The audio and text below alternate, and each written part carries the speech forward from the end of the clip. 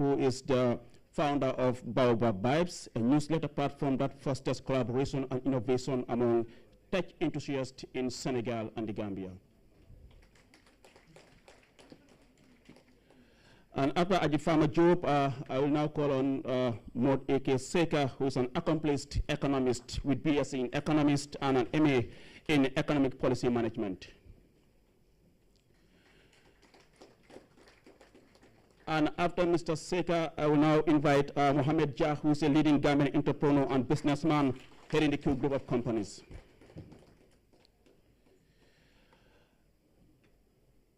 I will now invite Fatou Sengay, who is an award-winning Gambian social entrepreneur who founded the Gay Neuro Skills Academy in 2009.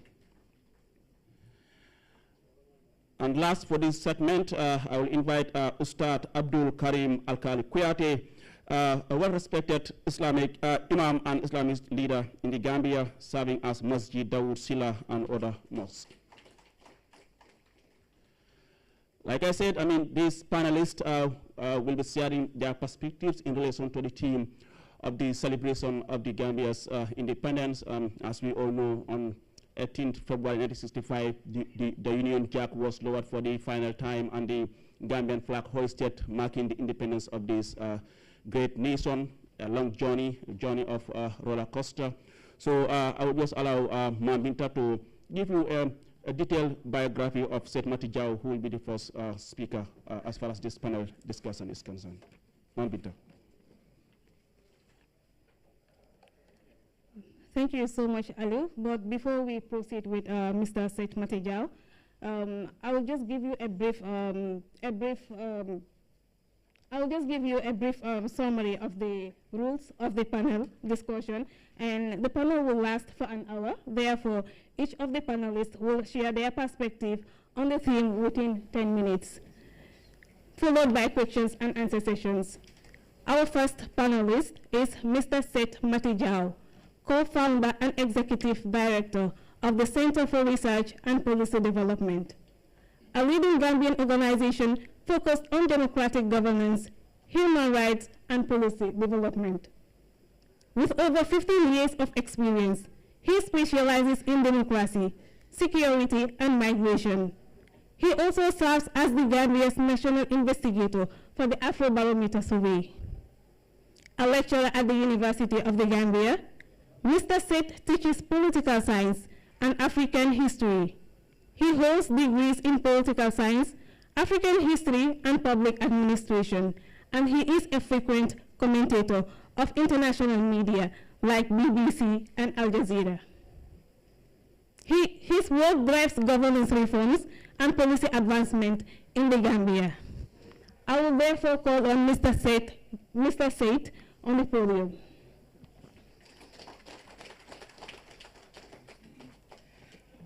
Assalamu alaikum.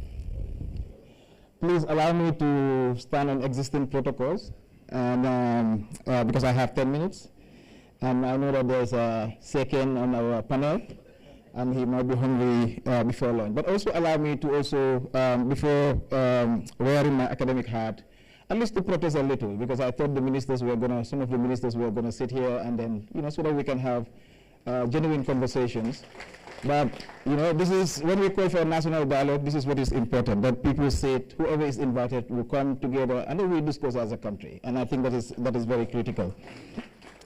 But I'm also very happy that I've been asked to reflect on the philosophy of self-reliance in our country. I was 20 years old in 1985, and that was 20 years after the country gained independence.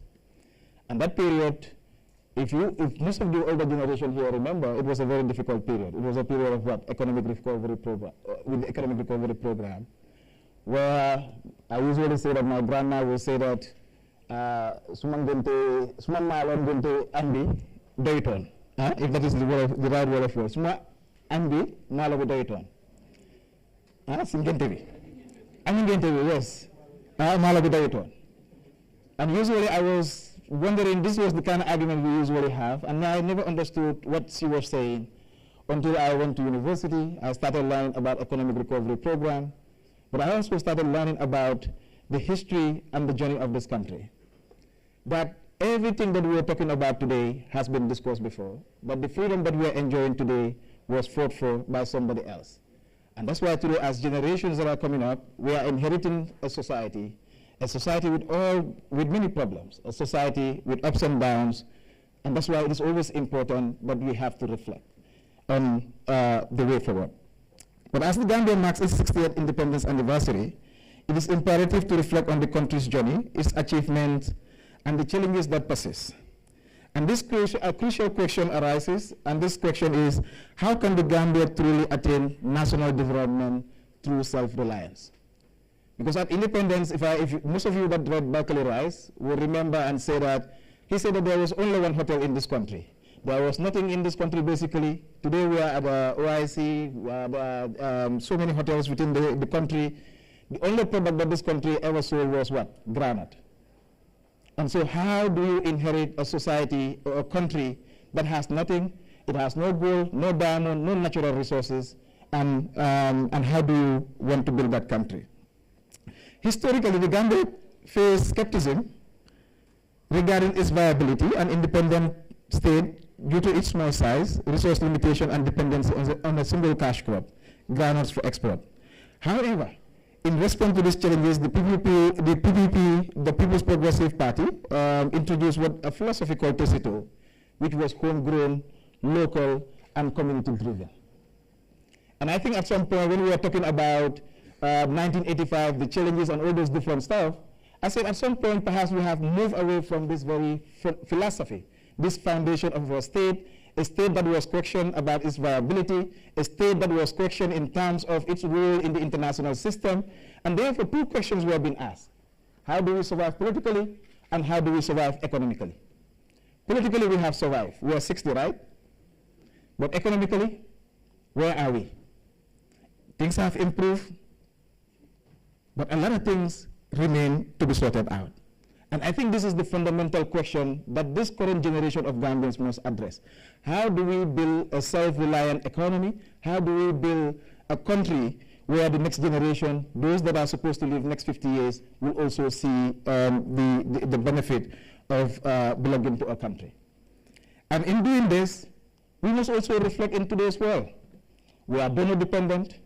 And today, you know, we're talking about the new changes that are happening in the US, the COVID-19, the Russia-Ukraine war. So many things are also affecting us because we are so dependent on this international economy that we even forget that at one point in this country, people were growing their own food, they were eating it, and they were not so much connected to what was happening at that level. So this philosophy of Tesito, for me, I feel it is an important aspect, part of our history, part of our culture, that we need to bring back to this to our development context. And Jawara once said that a nation that does not take charge of its own destiny will always be at the mercy of others. And so whatever happens globally, we're also at the mercy of everybody else. And so what can we do for ourselves? So, but the philosophy of Tesito, or Mandinka meaning self-help or working for oneself, was the heart of PPP's governance strategy. Jawara often reminded Gambians that true independence is not measured by flags and national anthems, but by the ability of people to feed, clothe, and govern themselves.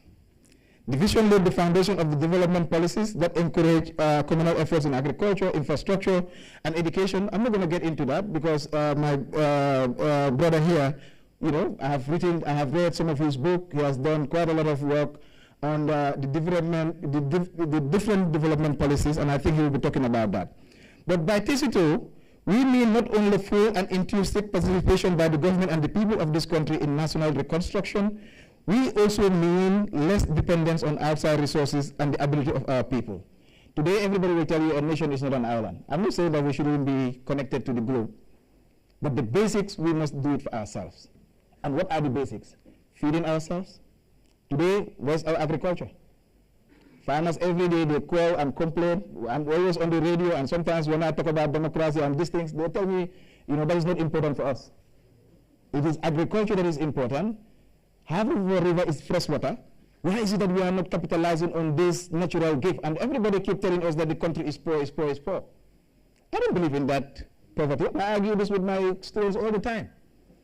I don't believe a country that has an 80-kilometer coastline, and we're talking about, what, 200 nautical miles inside? The fish. Now, fish is very expensive. We talk about our river. Half of the river is freshwater.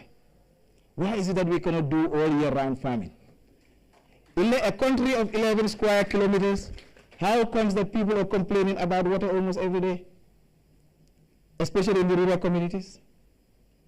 Farmers depending on 3 months of farming. It means that we are not doing what we are supposed to do.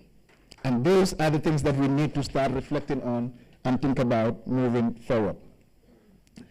One of the most profound lessons from PPP's self-reliance philosophy is the idea that progress cannot be outsourced. Foreign aid is a temporal measure. National effort is the foundation of lasting progress.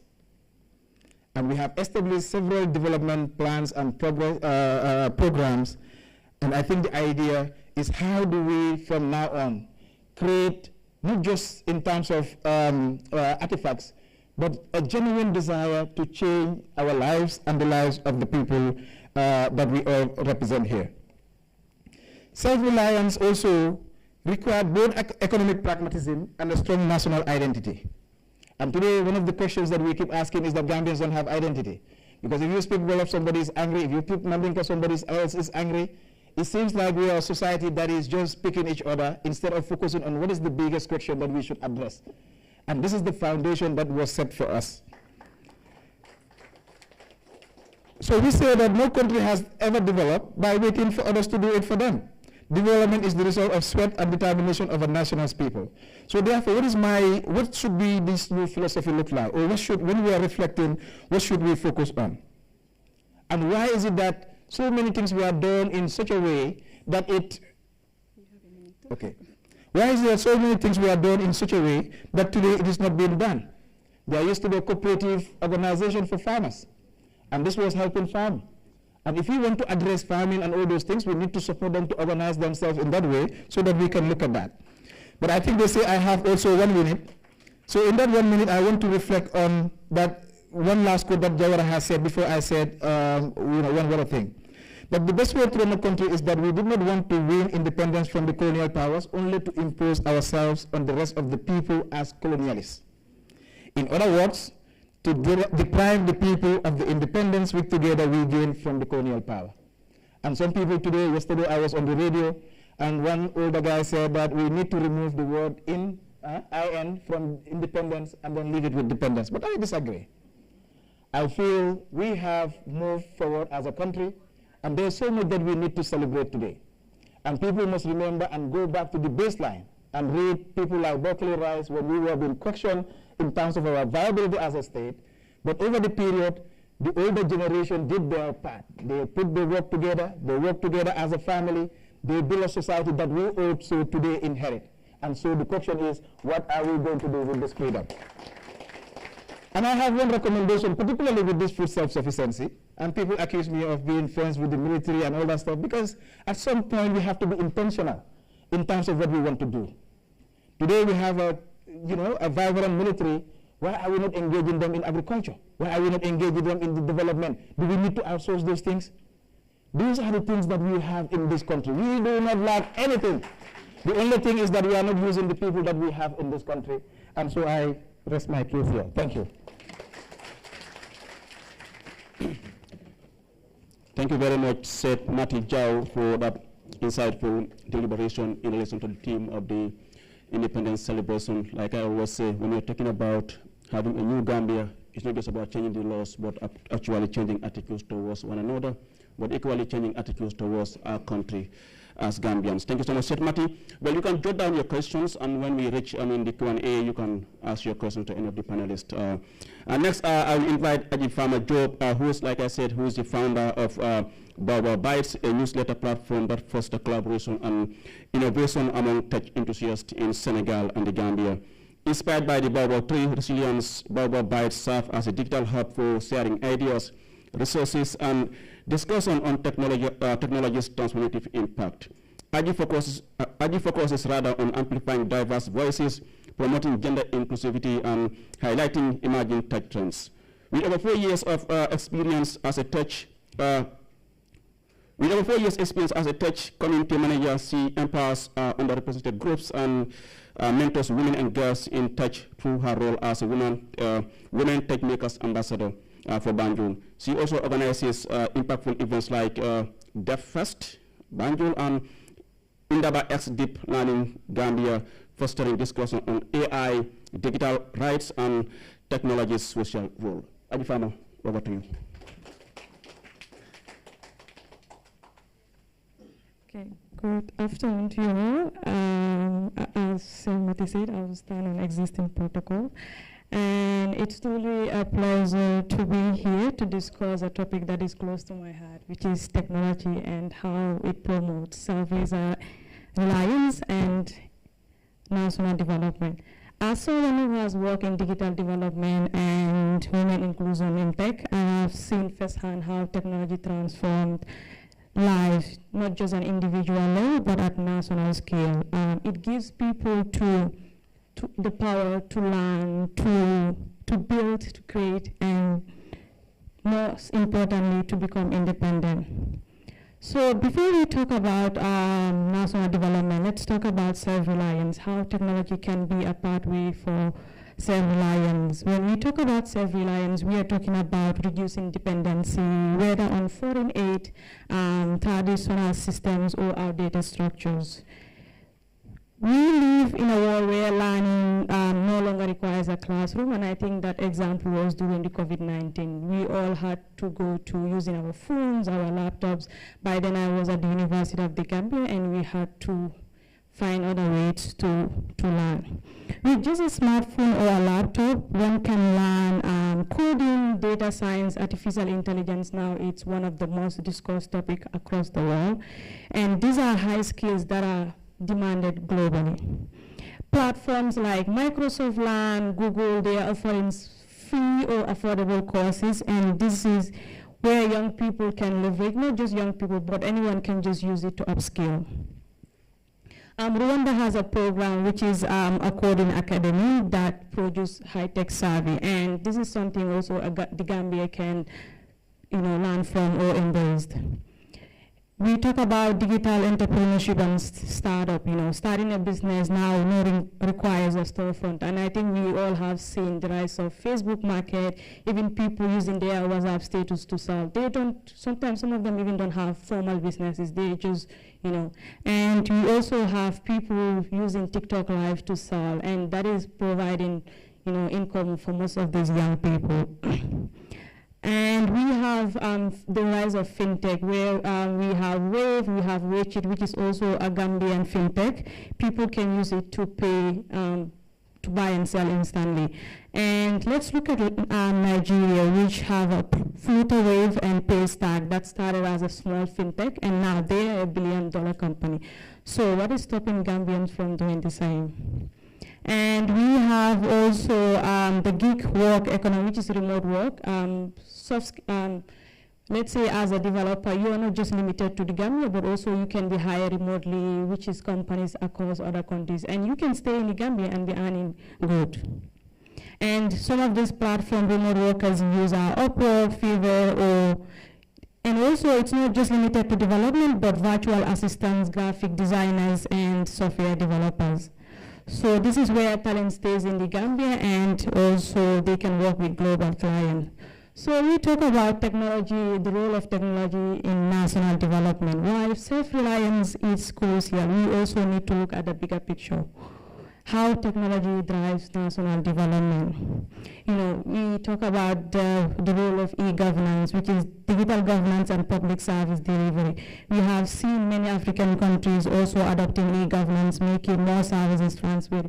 Imagine in 2 years I have to renew my passport if I can do it online. Imagine if we can tax our file taxes online, just using our phone. These are services the government can leverage. Imagine if you have a platform where this dialogue can continue online, where we can pose our questions, we can always have dialogue with the government. And an example I can give is Estonia, which is in Europe, and almost everything is digital, from healthcare to voting. And this is something Gambia can also explore. Mati talked about agriculture and food security. Our farmers still face challenges due to outdated methods and climate change. And AI-driven weather predictions and smart farming tools can change that. This is something also we can look at how technology can help. And we have seen in Zambia, they have a platform called AgriPredict, which can help farmers to detect crop disease early, thereby increasing their yield outcome. We talk about healthcare and education. Telemedicine is something that is allowing people in even rural areas to access to medical services remotely. There are certain things that you don't even need to walk to the hospital. With telemedicine, we can do it, and it can save a lot of time and energy and cost. And during the COVID-19, Senegal uses an AI to speed up diagnostic to improve its response. This is a clear example how technology isn't just about convenience, but it's about saving life. But let's be real, technology alone isn't enough. We need to address some key challenges to make sure it benefits everyone. Let's talk about the digital divide. Internet is one of the most expensive, and Gambia, it's one of the top most expensive internet in Africa. 1 GB costs about $3.5. And we need policies that make data more affordable and connectivity more widespread. I feel like if I go to the rural areas, I should have adequate or meaningful connectivity as I am right now. We talk about cybersecurity and data protection as we are advocating for more people online. If all of them are online, we need to protect them. We need to know that our data is not misused. So what can we do next? We have a room of policymakers, we have a room of entrepreneurs, we have a room of development partners. For policymakers, I am urging or pleading, or any word that is appropriate, to invest in digital infrastructure. I think that's the foundation of technology. We need the digital infrastructure first. Lower data costs, create policies that encourage innovation. For entrepreneurs, use technology to solve local problems, whether in finance, health, or agriculture. We can start locally in our communities. What is the challenge we are facing? Can technology solve? Technology is a tool. Can it solve it? If yes, what are you waiting for? For young people in the room, for anyone that is listening, learn to take advantage of free resources, like digital skills, and start innovating. To conclude, technology is more than just a tool. It is the key to self-reliance and national transformation. If we embrace digital transformation strategy, the Gambia can leapfrog from development challenges and create a future that is sustainable, inclusive, and ours to own. As our national anthem said, the Gambia, our homeland. Thank you.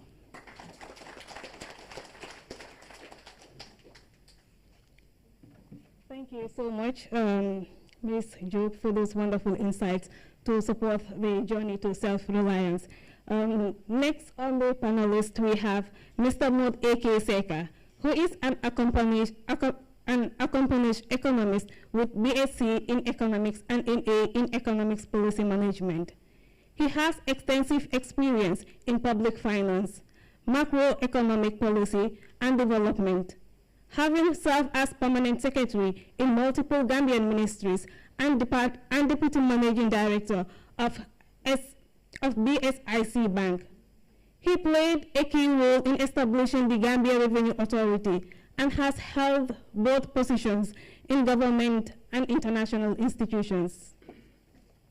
Mr. Seka authored The Demise, Alternative and Rebirth of Planning, the Gambian Experience 2024, and has consulted on projects like the ECOWAS Common External Tariff and UNDP's Development Finance Assessment, significantly impacting economic development in the Gambia. I will therefore invite Mr. Seka to delve into the policy environment for self-reliance in national development. Mr. Seka, the floor is yours. Thank you very much, moderator. I will also follow the Njawen and piggyback on existing protocol. I will start with an attempt to define self-reliance and the theme today, which is working in unison harnessing our human resources as well as our material resources to resolve our developmental challenges. My colleague has also quoted Beckley Rice, who authored the book, Enter Gambia, The Birth of an Improbable Nation. Why were we improbable at independence? Our budget was fully funded by the UK government. We had a single cash crop, groundnut, which he has reiterated. Our businesses were dominated by the foreigners, and the civil service was provided by the British. Are we still in that classification? I think we've moved extensively away from that. With an economy that has a GDP of about above $2 billion, with democracy flourishing, I think we have moved substantially away from that doubt for viability.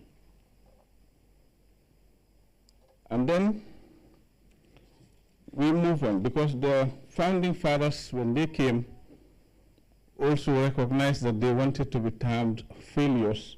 They don't want it to be called failures by leaving what the others predicted, but that is to say that the Gambia is not viable, and then they will reverse either the course of independence or something like that. They went straight ahead and formulated a series of policies. There were first 3 public investment programs that were developed, and then the first national development plan in the mid-70s. And that is where this Teshito concept was articulately enunciated, or pronounced. With all these policies, there were common desire or common attempts to resolve basic things.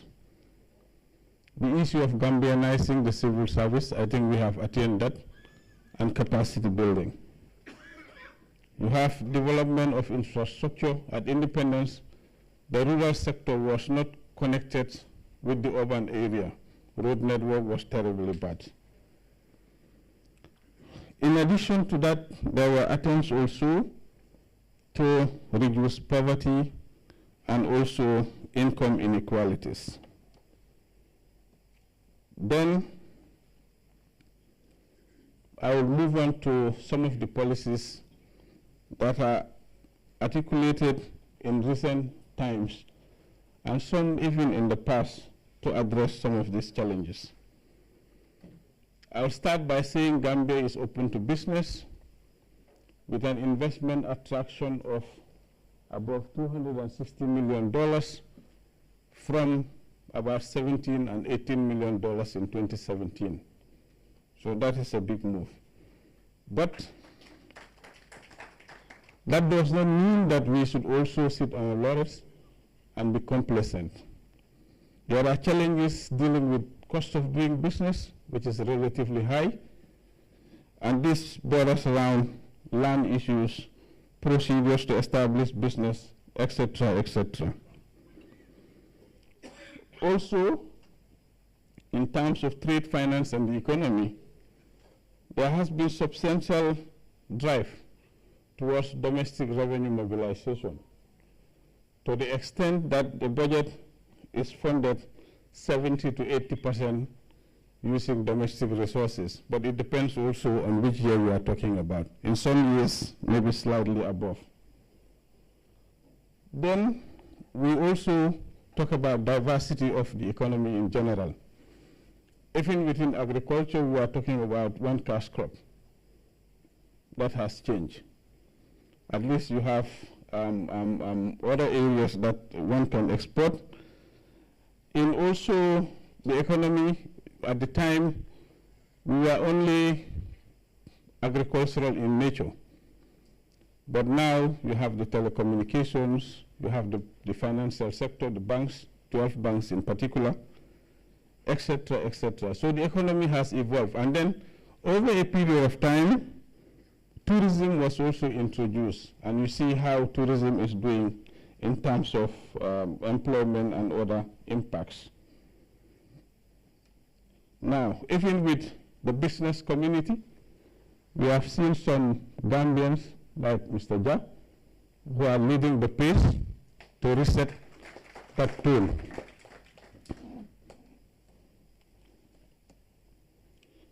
Now, let me go to more specific sectoral issues. Education, what has been our problem? I think the issue of relevance has never been addressed, and that has been a major, major issue.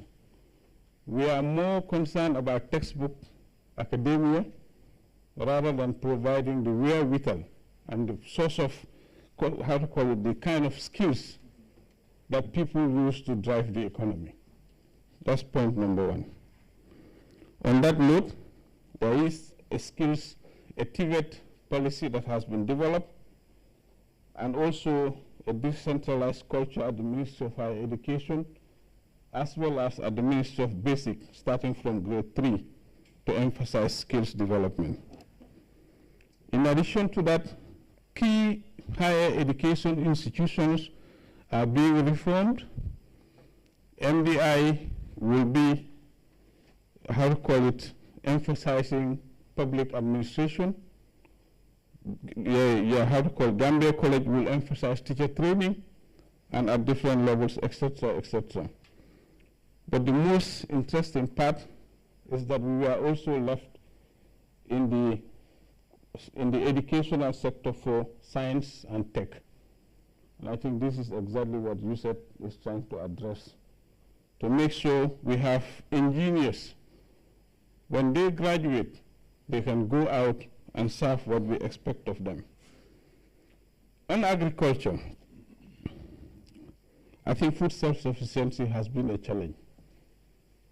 But in the past, like he said, some of us who grow from the rural areas, our mothers used to stock rice from one year to the other. That does not mean that not much is happening.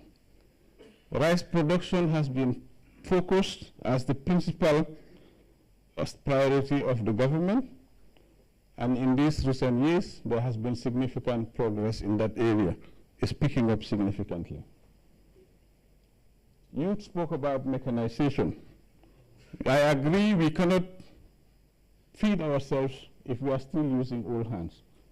And that is why government recently is working on procuring 180 tractors and other implements to make sure we mechanize farming. In addition to that, we have private sector operators in farming now, which is very encouraging and a new phenomenon.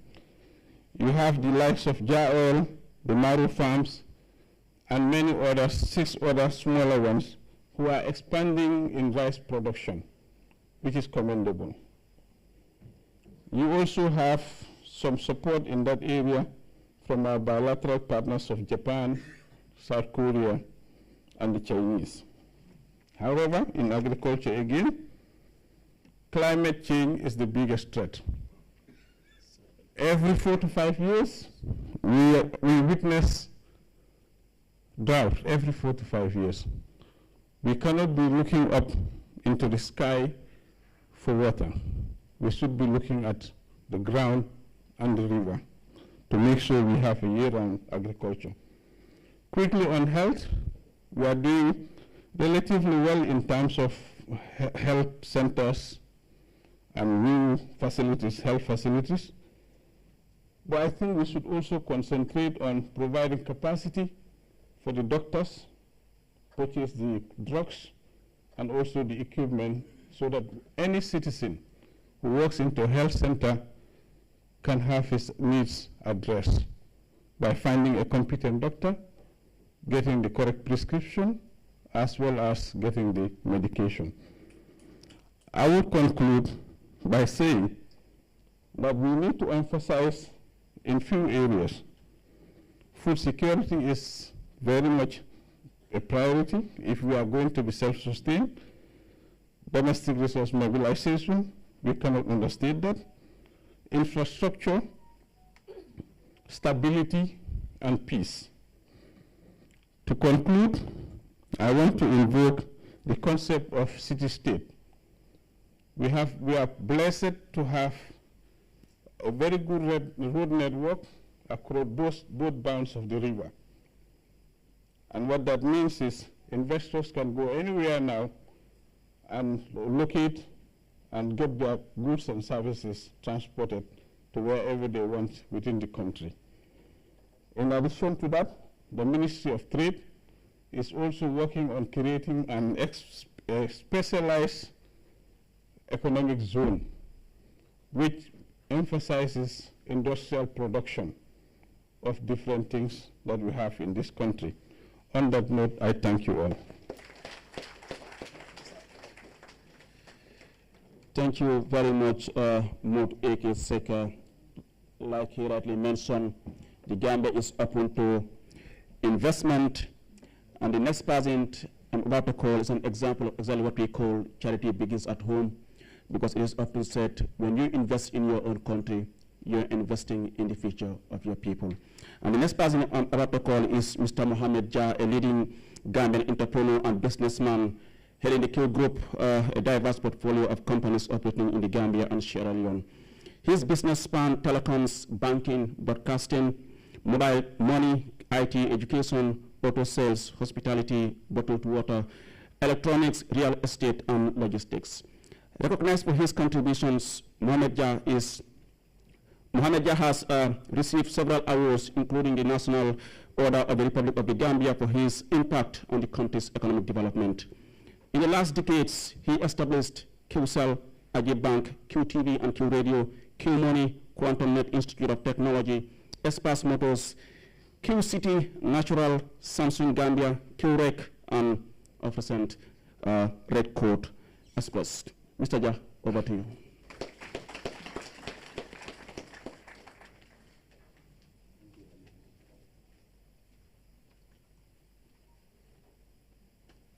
Thank you very much. Assalamu alaikum. I also stand on the same protocols because there is no time. Happy 60th anniversary to everybody. Actually, anybody who knows me know that I work 7 days a week. Well, 6 days now, Monday to Saturday. And normally Sunday is a family day. But because I work with my wife and my kids, we all work for 6 days, so we had an agreement that on Sundays, anybody who goes out to work has to pay the rest of the family. So when I woke up this morning and told my wife I'm going out, she just said, so who's going to pay the bill? The presidential affairs is here, so I'll send the bill to him. Notwithstanding,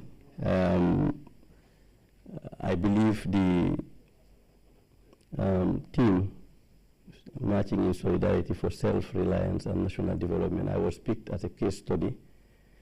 I'm sure because of few factors, mainly one because I operated in all the 3 republics, in Jawara Republic, in Yaya Jammeh Republic, and in Barros Republic. And I just want to play a tape because they say in our language, seeing is believing. And people will judge whether the Gambia has moved from 1965 to date as a Gambian operating and investing in Gambia. So Mr. Tunkara, can you play the tape? Because it was a very short time, I couldn't organize a speech, so I decided to just tell you what we've done.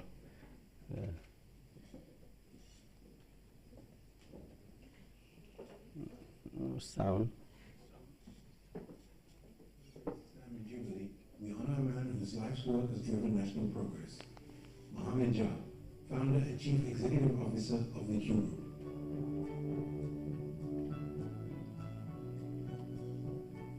Born into a family of limited means, but rich in passion and faith, Mohamed Jah learned the value of hard work early on. Inspired by his father, Imam Mas Jah, he pursued his dream of becoming an engineer. Education is the path to success.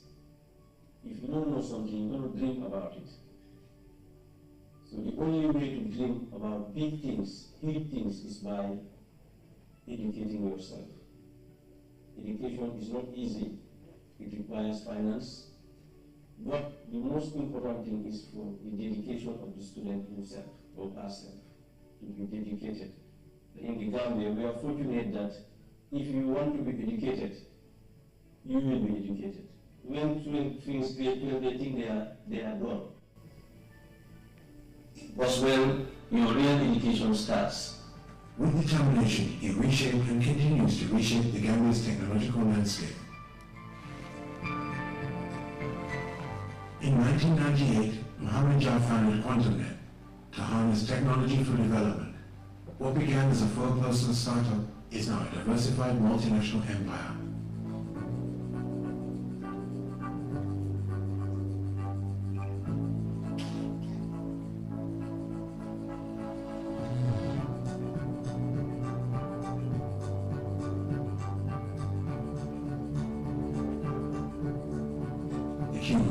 With over 1,000 employees across multiple countries. Any technology, new technology coming into the world, we need to be the first in Gambia, or one of the first in Africa to launch it. QCell pioneered 3G, 4G LTE,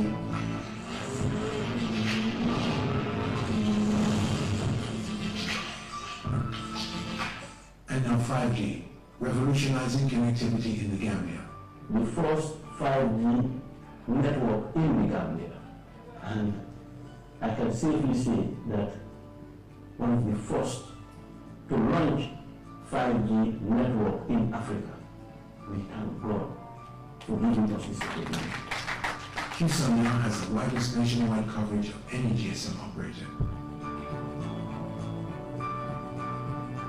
Faith is central to Mohammed Jah's and Q Group's mission.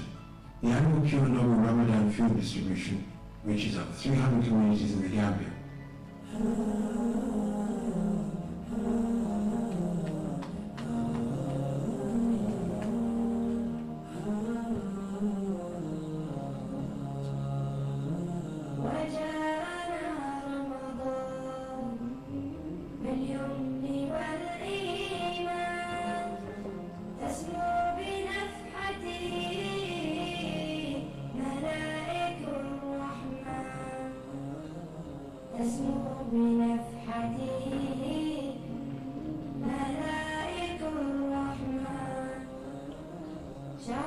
While the QCell National Quranic and Ajib Azan competitions, done in partnership with the Gambia Supreme Islamic Council, promote excellence in Islamic disciplines.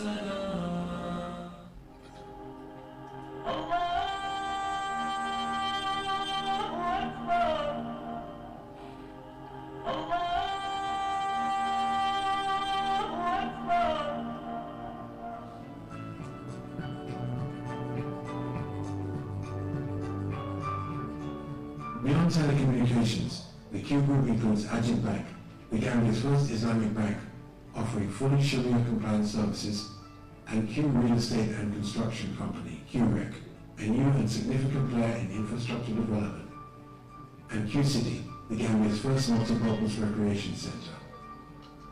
In 2017, the launch of QTV, the Gambia's first private television station, heralded a new era of broadcasting in the Gambian media landscape.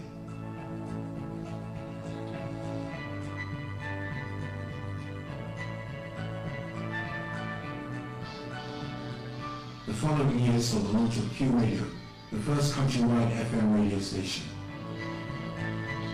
Success comes with responsibility. Through the Q Group Foundation, Mohammed Jah and his wife, the foundation's executive director, Mrs. Isa Jah, invest in education, healthcare, and disaster relief.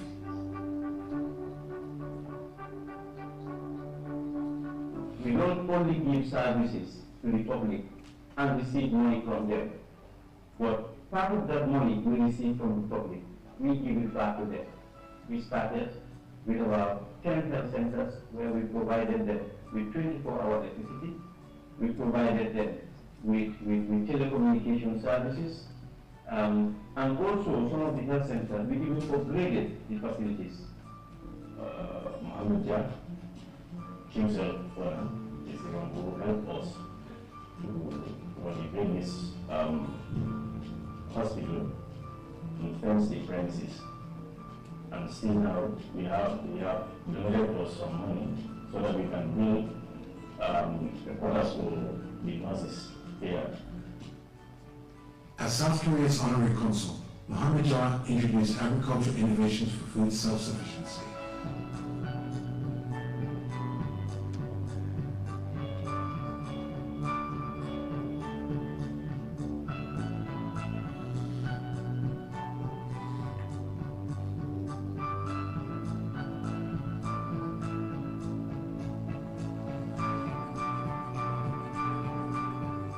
QCell's unwavering support for national pride is evident in its sponsorship of the Scorpions national football team at AFCON.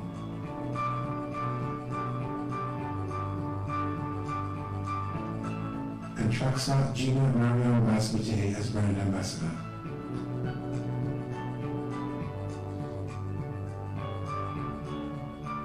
Mohammed Jah champions Gambian businesses, supporting the local content bill to promote economic independence. His dedication to employees led to the Q Group staff housing scheme, ensuring secure living for long-serving team members.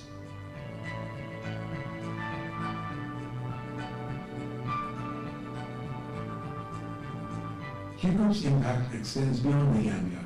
Redcoat Express in the United Kingdom specializes in logistics,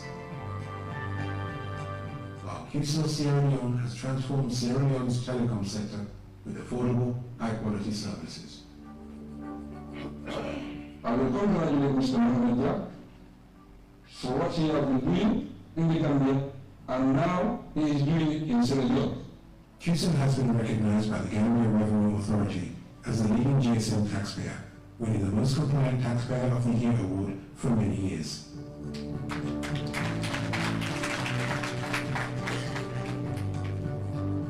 In addition to these corporate awards, Mohammed Jah's leadership has earned numerous accolades, including being named the Gambia's Businessman of the Year by GCCI more than once, the National Order of the Republic of the Gambia MRG, and the African Leadership Award, amongst others.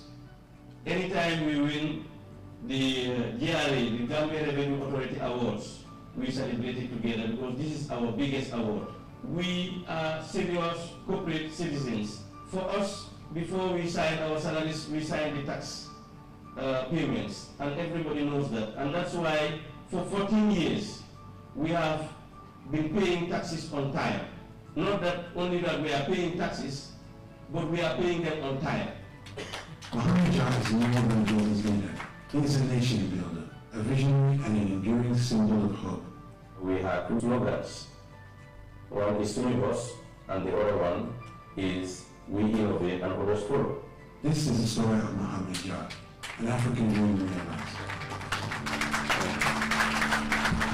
Thank you, Mr. Tunkara. I'm sure in the question and answers, some of you will ask me how I got to this. I'm prepared to answer your questions. Thank you.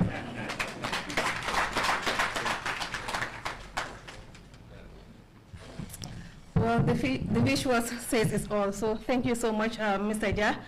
Next on the panelists, we have Ms. Fatou Sen Gay, an award-winning Gambian social entrepreneur who founded the Gay Neuro Skills Center in 2009. Training over 6,700 youth and women in marketable skills. A former banker with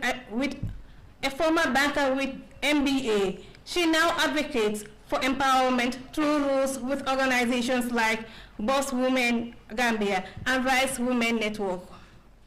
Collaborating with entities such as the UNDP and European Union, she promotes entrepreneurship and capacity building.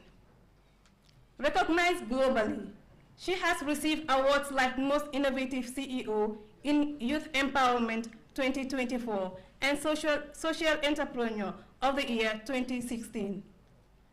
Ms. Gay's work inspires communities and drives socio-economic progress in the Gambia.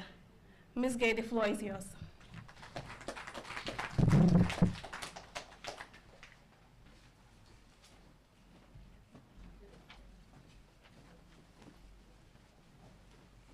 Assalamu alaikum wa rahmatullahi ta'ala wa barakatuh. I also want to still stand on the protocols because time doesn't allow us. But I've seen my chairman, my very able chairman. I recognize you, Dr. Barry. All the success behind Genjoro, he's our board chairman. I am taxed to talk on skill development for self-reliance and national development. And that is our vision. Our vision is to get young people off the streets with marketable skills so that they can be self-reliant and thereby adding value to socio-economic development. So this team is ours. We'll give it back to the Gambia because this is what we want for the Gambia. The background statement of the problem of unemployment in the Gambia is partially caused by a lack of limited skills among young people. And in proper understanding to that, young people, these have opened gates for them for irregular migration, gender-based violence, high rate of dependency, higher crimes in the country. For us to be sustainable, I think the solution is skills development. Period. That's the solution for the Gambia. Because we wanted our young people to grow and be very productive. But how can they be very productive if they do not have skills? If they have skills, they'll be entrepreneurs. And entrepreneurs are the movers and shakers of any given economy. If we want to move our economy, if we turn around here, entrepreneurs build this building and we sit here. The good roads are done by the entrepreneurs. If we want to be beautiful, we work with the entrepreneurs. Whatever we want, we go back to the entrepreneurs. We can have our master's degrees, but still entrepreneurs can pay us to work for them. So why can't we harness our young people with skills so that they can contribute immensely? Think of ways of innovating, adding value, thinking outside of the box. That can only be done with skills development. Let us support our young people to have skills and be able to do that. I came home in 2005 after studying, working at the bank, working up to Saturday, and it wasn't really good because I then got married and wanted to start a family. But I see my mom working so hard, being a mother, being a father when we were very young. And I said, if she was schooled, and she took us all to school and she wasn't schooled, but if she was schooled, then it would have been a different home for us because she prepared herself and schooled us very well. Then I said, I wanted to get the young people of the streets, particularly girls, give them skills so that they can be self-independent. They can be self-reliant and add value to themselves and to others. Because the power of 10 can only be achieved in empowering people. If I train 6,700 young people, I have empowered, I can tell you, maybe 50,000 young people in the country. Because anybody I have trained and they open a business, 80% of my young people are gainfully employed. They're not sticking for jobs, but they have created those jobs. Because they've got the skills and nobody can take the skills from them. And they're using it to excel. They're using those skills to excel in whatever they do. I live in Koroli here, just a stone away, and we all know the TDA area. In my street, there are only 2 or 3 black people that own houses. The rest are owned by white people. And they use our young people with little money, little change, and they believe in them, and there is no future for them. So I picked one out of them and said to her, I wanted to change her life. She said, I was a maid, and I was paid $800. Now I'm her girlfriend, and he's giving me $5,000 a month. I said, you can have $10,000 a day if you believe in yourself. And that young girl is now building a school in Jugoro, which I cannot just do right now. And she had one of the best parts in Senegal. She believed in herself. And that is the story of empowering our young people. So I wanted the government to really look back on that. I always read the statistics of the Gambia, because if you are patriotic, you wanted to be home, you wanted to add value to your national, to the Gambia. And that was what I wanted to do when I came home. I worked with GAM Jobs to open a center in Farafenni in 2011. They came to our graduation and see what we've done, and they were so immense with our work, and Salimata Touré said, where do you want to go next? I said, I've trained 2 young girls from Farafenni, and they never want to go back. One of them I always see in Senegambia, doing things that I love. The other one doesn't want to go back because he thinks there is nothing green in Farafenni. Then she said, Fatou, we have a deal. The project that we're running is for illegal migration, and North Bank has the highest rate of illegal migration. We go into North Bank. I've never been to Farafenni, didn't know Farafenni at all. But I took that challenge and wanted to get my young people off the streets. And I went to Farafenni, opened a center. If you go to Farafenni today, when YEP came, they put 12 young people on billboards. I trained all 12. And any restaurant rich in Farafenni, there is no, anybody who asks to serve you will be a product of Gainjoro. The restaurants, the guest houses they're managing, this is what we want to do so that they can emulate the young people in their communities, stay in their communities, and develop their communities. This is how we empower them. And through that, the governor saw us in Farafenni. We had a project with the Minister of Higher Education. We went to Soma to recruit students and bring them to Farafenni. And Soma said, no, you have to be here. Then I went to the Ministry of Youth and Sports. I went to the government. I always go to government and tell them what I need, and they give it to me. I always knock their doors, and I don't stop, because I'm complimenting their efforts. I went to Bakar Baji and said, I need a space in Soma, and he didn't hesitate. He gave me the stadium, and that is where I'm operating in Soma, through the area council, and we have a center in Soma. Now I'm operating in 4 regions in the Gambia. That's North Bank, LRR, West Coast, and recently in Kotu. We want to decentralize skills. If we decentralize skills, we'll reduce rural-urban drift, we'll encourage entrepreneurship in the rural areas, and that it will be more viable in the rural areas. Farafenni, every young person I train, they come to school and sell in the evening. It's a marketable environment. The environment is very conducive to make business. And the young people are making businesses there. So why can't we do more to do that? For me to get there and then to train a lot of young people, ITC have really supported us when they come with the YEP. They've supported 60 of our young people to open their own businesses. And through that, 40 of those young people I give to the rural and only 20 to the urban. So we have 40 businesses that were supported by ITC through our project from 2021 to 2023. And if we have projects coming in and doing that, that can help us. Mohamed did not highlight Gainjoro, but he also supported Gainjoro when I won the Woman of the Year award by GCCI. He came around and gave me 300,000 and said, you know, add this to the business. He's a patriotic Gambian. So if we have Gambians like him adding value, contributing to our national development, it will work.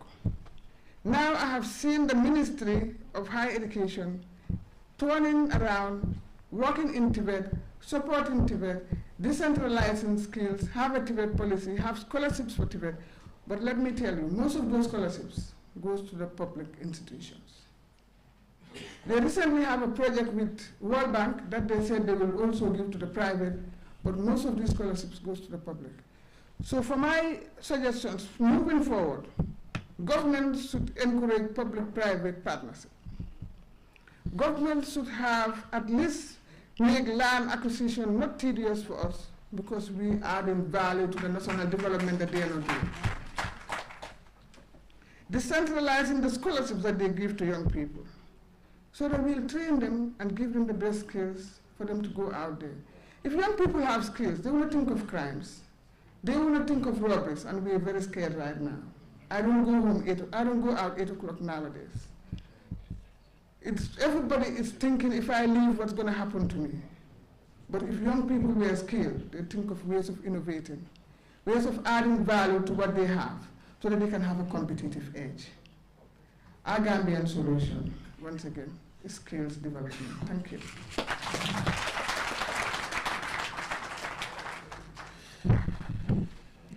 Thank you very much, Fatsin Gay of Gay Nyoro. I mean, like you emphasized the importance of acquiring knowledge. I mean, the former South Africa President Nelson Mandela once said, and I quote, education is the most powerful weapon which you can use to change the world, and it is important. You can take away anything from someone except the knowledge that you give the person. And I think moving forward, knowledge, seeking education, be it skills or whatever, is quite important as a country. And we are just about to reach the climax of the first part of this panel discussion, and then the final panelist I'm about to invite is Ustad Abdul Karim Al-Kali Kuyate, who is a respected Imam and Islamic leader in the Gambia, serving at Masjid Dawud Sila and other mosques. With over 10 years of experience, he delivers influential sermons and represents the Gambia Supreme Islamic Council at national and interfaith events. He founded the Ana Muslima Deen Institute, a free Islamic studies program empowering women locally and globally. Ustad, Bismillah.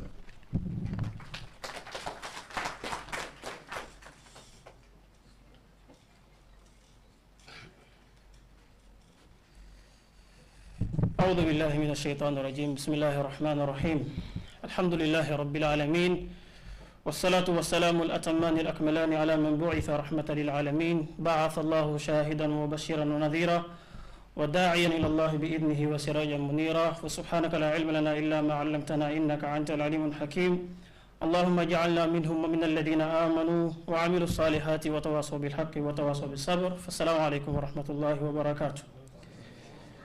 So inshallah, I will be code switching both English and our native languages so that those that are sitting at home, they will understand. Like the first speaker said, okay, like the first speaker mentioned, some of the ministers, or most of them should have been around so that what we are saying here or discussing here, they will also benefit from it equally because they are the drivers of the system.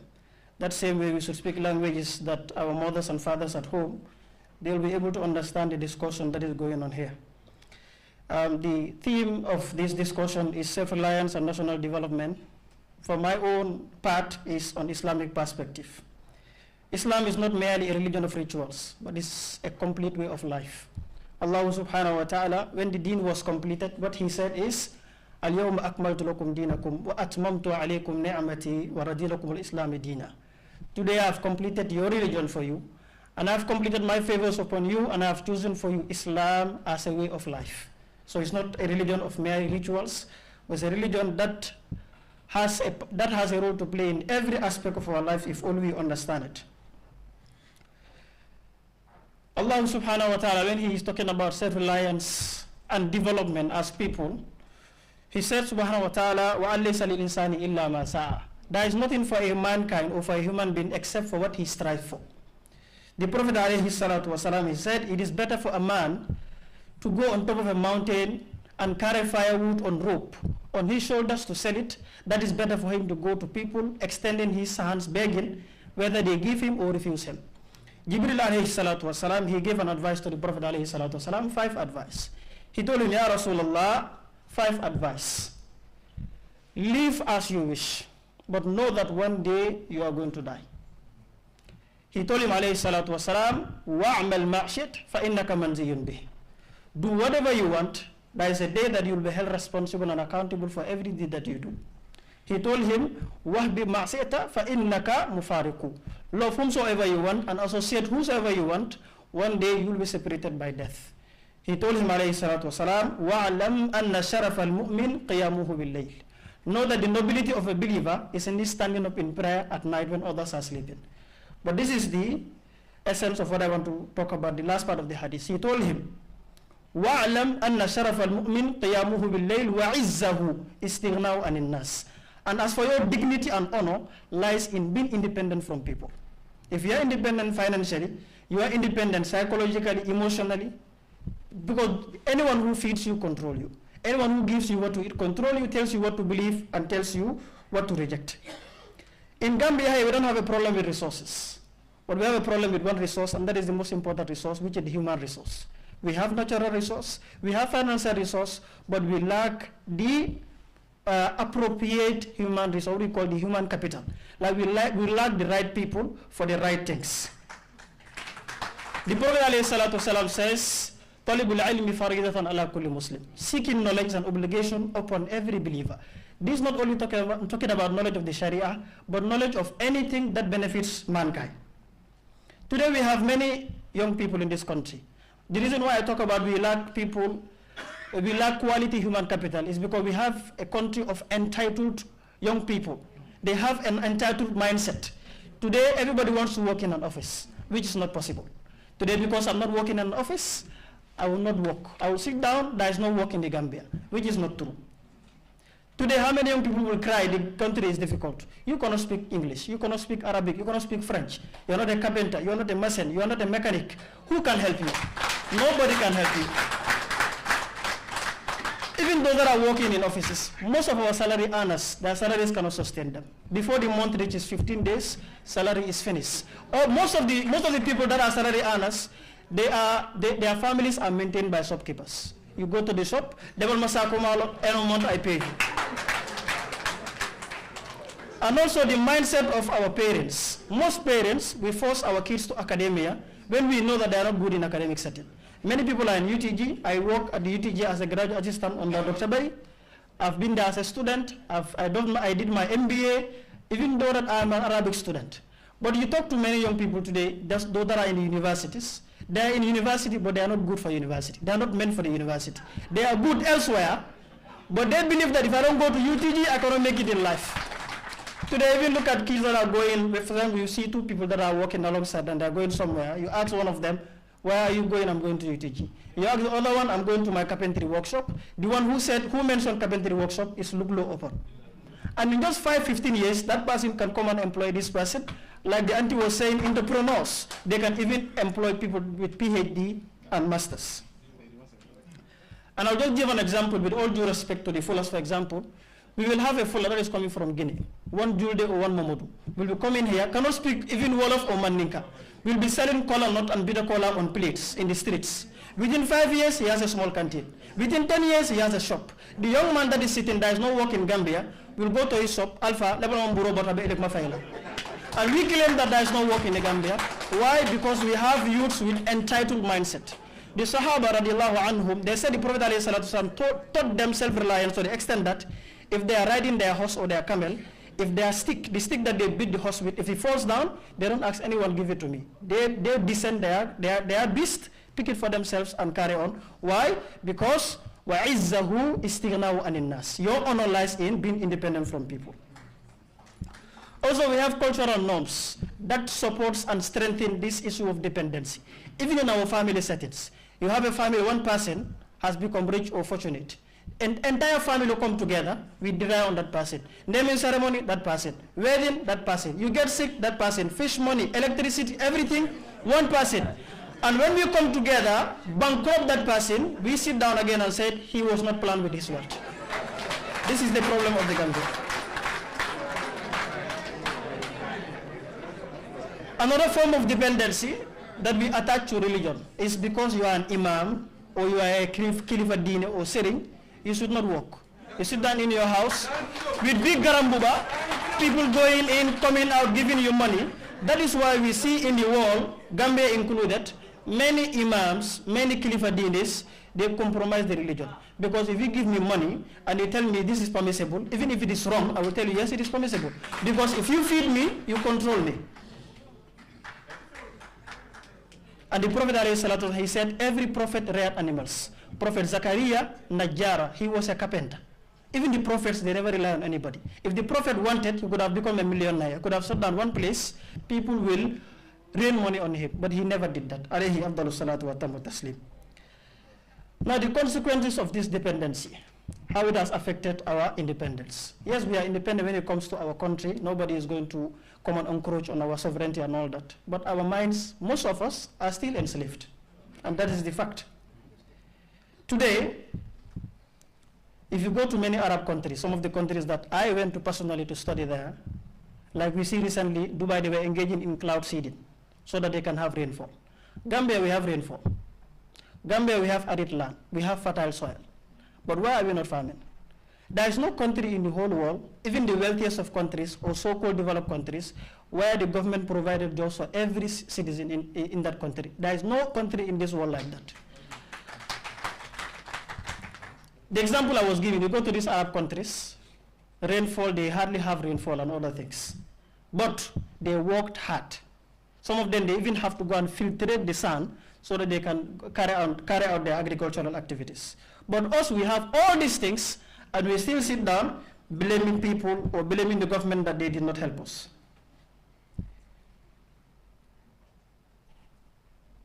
The example I was given that there is no country that can provide, or there is no government in the world that provides jobs for all the citizens.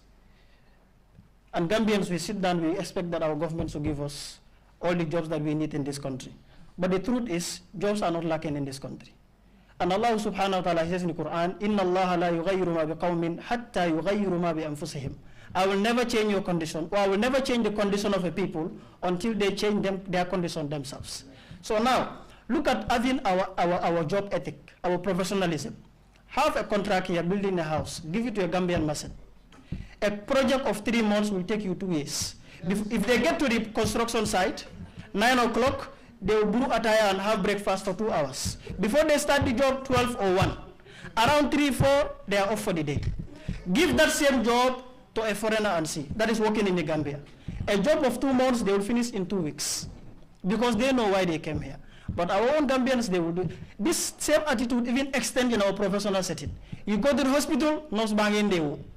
They will have breakfast for 2 hours.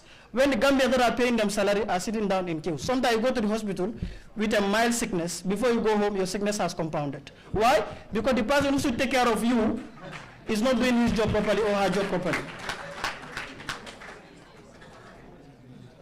And most of these people, if you offer them suggestions or feedback for them to improve themselves, they get angry. Sometimes they even quit the job.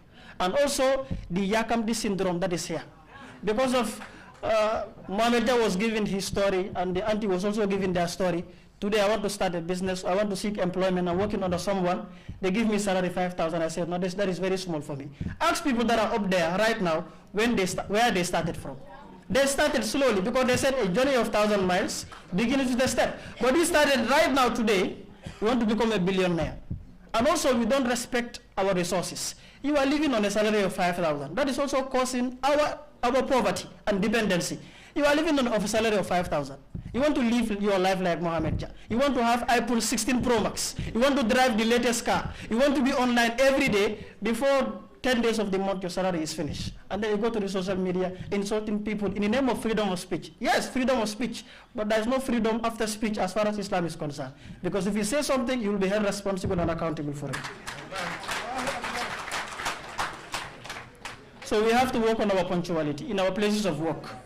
As far as we are Muslims and Christians, we believe in what they call accountability tomorrow. Whatever you do, you will be held responsible and accountable.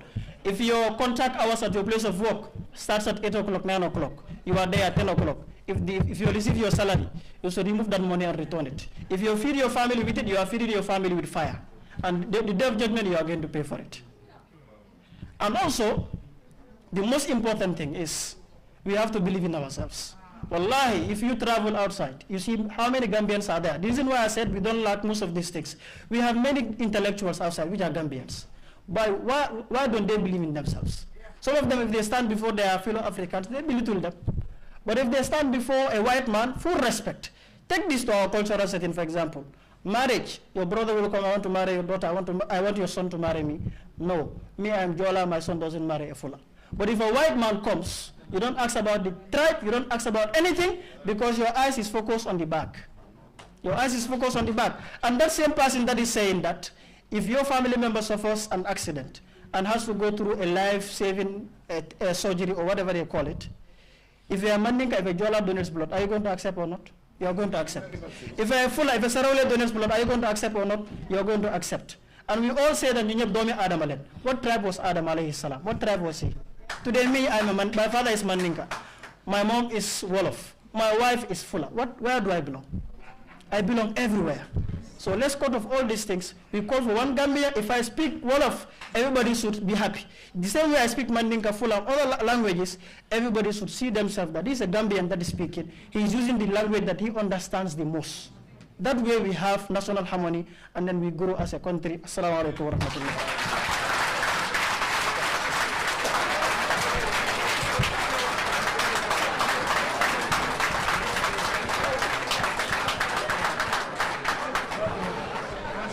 Mashallah, mashallah, mashallah, mashallah.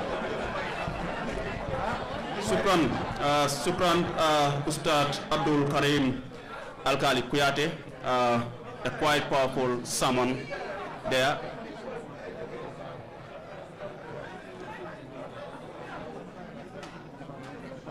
And I wish we can cut this video and just post it in all public institutions. At least, we all should be listening to this every morning. It's quite important. And like he mentioned, seeking knowledge is fundamental, is very important, because, we understand even the prophet, the first word of revelation he received was Ikra.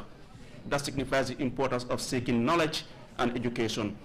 I will now hand over to Santano, who is going to moderate the Q&A session with our panelists, and after that we will go out for lunch. I know the Kamarakundas, the Sarahules are hungry, so we will go and have lunch, and then the second, so we will come back later. Mr. Santano, over to you. Thank you so much, Mr. Sise. Like I say, we are blessed to have a phalanx of accomplished individuals. They've taken you through a beautiful journey, starting from Gambia's incredible nation to our broader serving as arbiters of rectitude. That's what we expect from our theological class, to serve as arbiters of rectitude, speaking truth, not just to power, but to society. And thank you to all other panelists. Now the floor is open for questions. We have 45 minutes for question and answer. Like I said, we don't want to prolong the session because we need to refuel, as we say in New English. Yeah, Mike will go around, and your name, institution, and the question is directed to, and the person the question is directed to. Yeah. Okay, let's start with the Imam. Assalamu alaikum wa rahmatullahi ta'ala wa barakatuh. Gannaaw làkk boo wax baax na tànn naa olof. Maa ngi gërëm kii suma sit na war a doon du doom sax ndax yëg naa ne doon na ma ndax ñëpp xam nañ ne taalibi laa istaaf laa ci famille imam laa juddoo yaroo ci magee ci waaye engineering laa gën a beru ñaar fukki at ak juróom maa ngi cee liggéey di wax suma mbokki ustaas yi toujours suma mbokki ilimaan yi ne nañ bàyyi di laajte salari pour imam yónnente bi dafa amoon métier mboolem yónnente yi mboolem métier boo fi gis yónnentaa ko jàngale tega yónnentaa ko jàngale Daawud tabax Ibrahima ko jàngale médecine Isa ko jàngale Nabiullahi Isa njulaat sàmm yónnente bi ko jàngale kon doonal ilimaan ba pare nga am sa métier nga mun a wax nit ñi dëgga ñu mun naa déglu waaye su ma yaakaar sa poche ma waxee kon loolu jërëjëf doom ñu ngi kontaan ci yow ñaareel bi li ma bëgg a wax mooy nguur gi jàmbaar nañ lool from indépendant ba fi ñu tollu tey du benn ñun xam nañ ko ñun fekkee nañ Olfin fekkee nañ Père Ndiaye fekkee nañ Jawara fekkee nañ lépp fii ñu ngi fii kon xam nañ différent bi waaye nguuri tey gi man li ma leen a ñaan mooy suma xutba bi passé si àjjuma ji the gap in the Gambia is too big gap bi dafa rëy kii di teeku salari di take home 500,000 kiram every month ki ko garde amee sécurité bi yóbbu kiram 3,000 4,000 dollars du dëgg nañ seet nañ yokkal salari ñëpp xam nañ ne MPC defar nañ seen bopp exécutif bi defar nañ seen bopp man nañoo ñibbi kër yóbbaale dépasse jooji defar nañ seen bopp man nañoo ñibbi kër yóbbaale dépasse waaye police yi sécurité bi teachers yi miskin yi amuñu yóbbu kër salari 1,000 dollars ci tuut na ci Gambie léegi de 20,000 ta tuuti na ñun ñëpp ñoo bokk marché bi ñun ñëpp ñoo bokk school bi ñun ñëpp ñoo bokk lopitaan bi te kat boo déggee sécurité boo déggee peace sécurité fan ñun kat man ñii kenn gënu maa bëgg Adama Barrow xam na loolu wallahi xam na te dinaa liggéey ak moom itam waaye nag nañ gëstu de ku xiif du mun a ñàkk a mer de ku mer du mun a def lu baax te nit ñi dañ di asalaamaaleykum.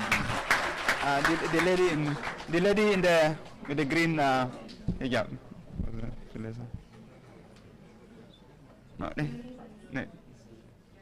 Okay, my name is Dr. Brahma Ilkinjemi. I am a retired civil servant, but I now serve as a chairperson of the Civil Service University Governing Council. I just start with a comment that what the Imam said, and also I think Mr. SECA, I think we have a common disease, and we should be able to think together, how do we address this disease? And that's our value system. I think we need to think together, how do we deal with our value system, the behaviors, our attitudes? That's the first question about, to everybody. Maybe we can think together. But my specific question goes to, is it Mr. Jao. Mr. Jao, I understand you are one of the operators of the university, one of the university professors. And it's just fitting that I address this question to you. Starting with a preamble, we all know that the universities serve as intellectual backbone of national development, providing research, innovation, and human capital necessary for development. Now, in the context of the philosophy of Tacitus, and the point that you have, tactfully mentioned that no country can ever develop waiting for others to come and do for them. I think I like that statement very well.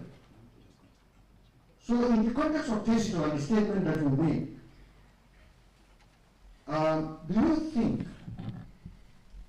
you think our universities are adequately utilized as key drivers of research, innovation, and policy formulation? If yes, why? And if no, how do you think the potentials of the universities can be harnessed? That's my question.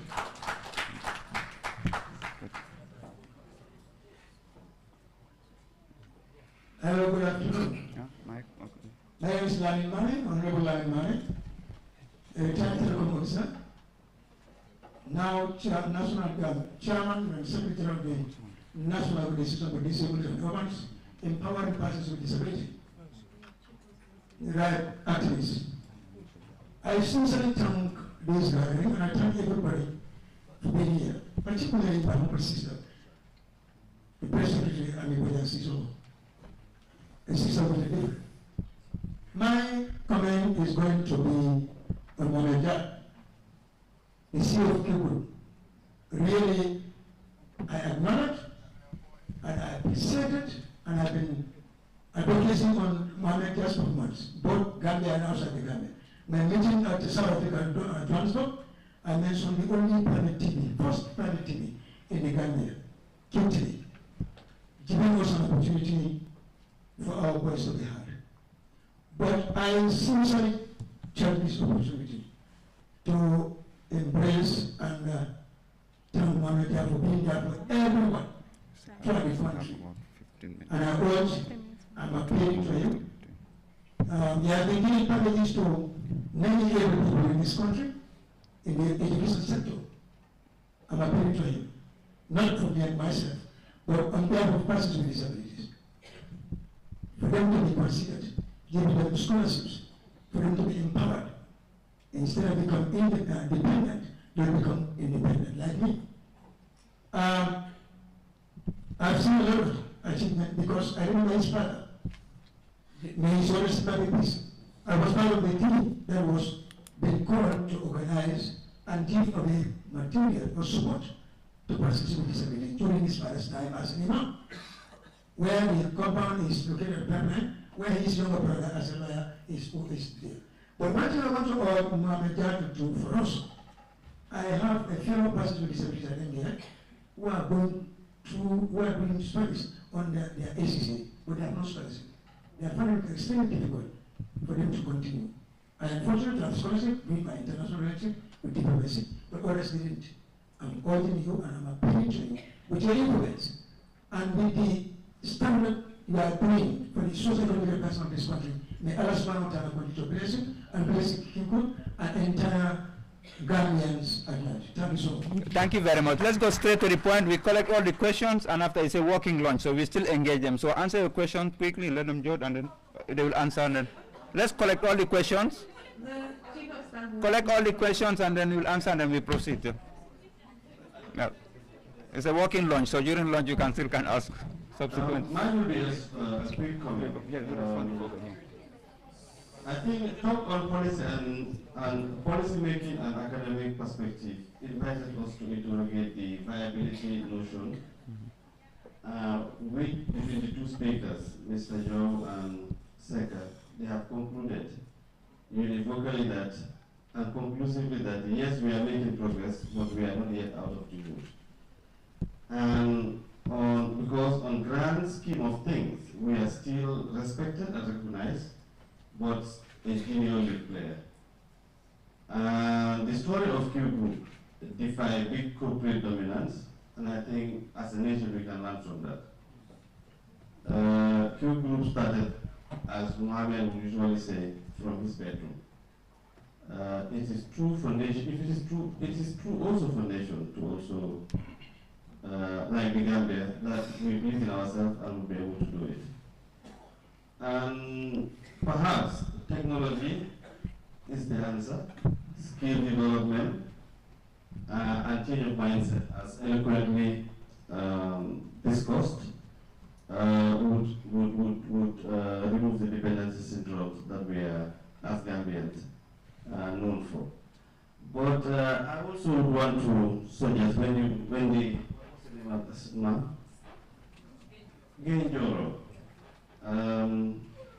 when you talk about calling on government to do public-private partnerships, I think it's quite up, especially on skill development and development, to an extent that two dimensions. Not only we should also step back and integrate the different training with our lost traditional skills such as taekwondo and maybe wool or wool making, so all of those things need to come into our skill sets. But of course, government is all over the place throughout the country, developing and building public schools for Tibet. And I think institutions such as Gambia, picking them up and managing those skill centers will also help. And that's the only success factor we can guarantee. Thank you. Okay. More questions? Okay, that too. Okay, the lady and then that's already.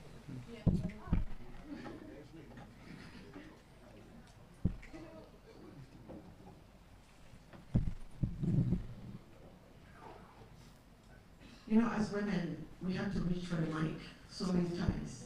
We have to reach for it, we have to reach for it, and to reach for it. Until some other men said, please put your hand up. I said, we did. And every nation that doesn't utilize 52% of the IQ level of that country, of the women, how can we progress if women are not given an opportunity? And this is a classic example in this room. Before we spoke, we had to you holy. And it's tiring as women in this country. We cannot talk about self-reliance in this country in the absence of. Mr. Seka said our mothers used to stock rice from year to year. Who feed the families year to year? He said it was women. Genjoro talked about land acquisition. And this is where I want to come. Land rights women. Agriculture, women in agriculture. I'm a woman in agriculture. I'm a farmer. As the Lord Chief Justice said, Hassan Jallo, mentioned in Surah Al-Rahman, and he says the rights of every person to gain the blessing that Allah has bestowed unto us. And in the Surah Al-Rahman, he said, in so many verses, which of the blessings of your Lord would you deny? None. Women are part of that blessing. And land acquisition, we inherit land from our fathers, and our children inherit land also from their fathers. So when we talk about land rights for women, we're not talking about women, we're talking about the families. Women to inherit land. So the advocacy is no longer about women. It's about national development. Our sustainability depends on it, particularly if we want to attain food security in this country. Financial inclusion for women cannot be attained in the absence of land rights as well. Collateral. If you go to the bank to ask for a loan, they will ask you for collateral. And this is hindering women. So when we talk about land rights for women, we're not talking about women, we're talking about financial inclusion for women. And it's something that this country needs to do something about. We grow the food of this country. I am a farmer. As I am speaking right now, I am going to litigation for land that has rights. And it should not happen. And it's for national development. So land rights for women. So what are we going to do? What are we going to do? We see people in the law of Sharia. We also see the governors. We see the alcalos. What are we going to do to ensure the women who want to grow land, the food in this country, have access to land? So Mr. Seka, what are we going to do about land rights for women if we want to attain food security in this country? Thank you very much. I think we have two mics. One should be on the front row and the other back. Yes, please, let's make it brief. Yeah, I know it's getting exciting and interesting. One mic in front and the other back doesn't make it life easier. But anyway, you can go ahead.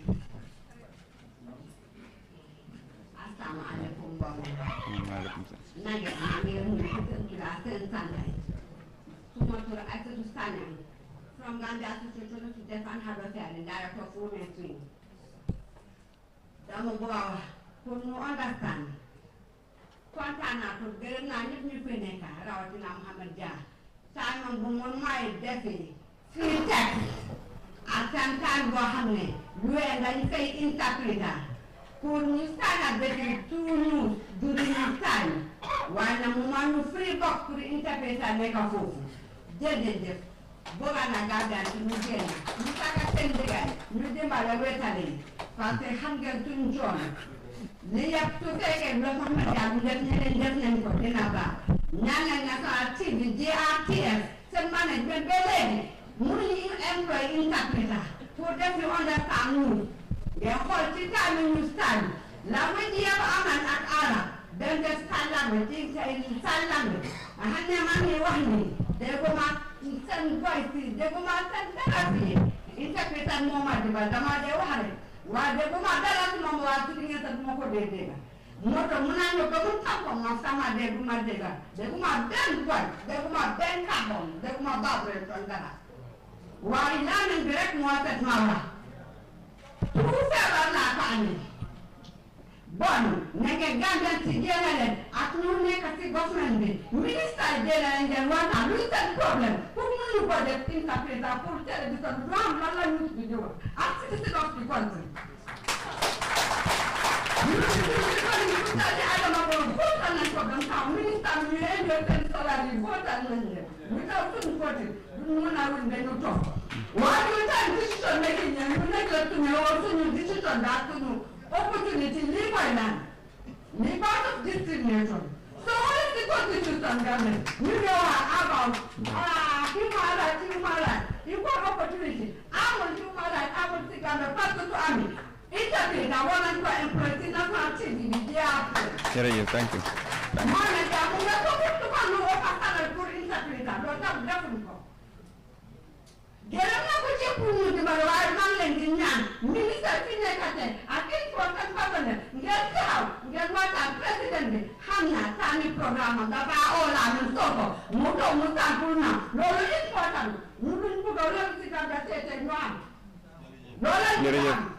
Thank you.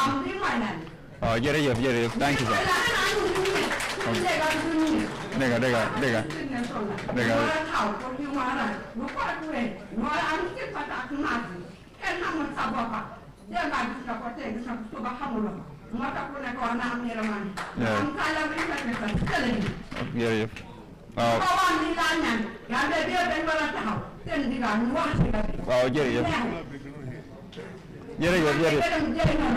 Before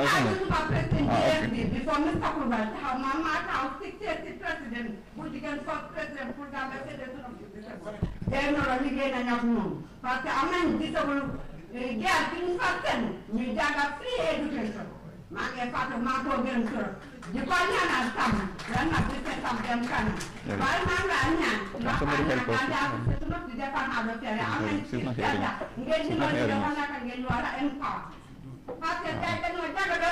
Jërëjëf. Waaye dañu ko gaaw su fekkee dina possible ñoo xam ne dañ dee dimbali nit yi suñu njàngee ba pare ñu dimbali ñu jënd marché ñu jox leen ak la loo xam ne dañu mën a jëfandiku di ko xaj ko bu taxaw fi dafa ne ñaan ak jëfandiku baaxul war na dina man nga ak di sama parti jëfandiku man su suma bokkee ni maa ngi liggéey ma am maa ngi jëfandiku ma am buñ ma may jërëjëf kon jóg leen ñu dimbalante ñu mbooloo ñu nekkaat benn. Thank you so much. Thank you so much. I know people are no longer hungry. Everybody wants to ask. Can we have one mic on the front so that there can be a balance, you know? Okay, one ask. Mabinda, maybe you can be on the front and then Mr. Njai can be behind to make it fast. You want to forfeit your lunch? We can go till Ashir time. There's a panelist coming, so we don't have to encroach. For the sake of time, we have to be fair for the other for the next panelist. So we have less than 10 minutes to go. Yeah, and then Mabinda.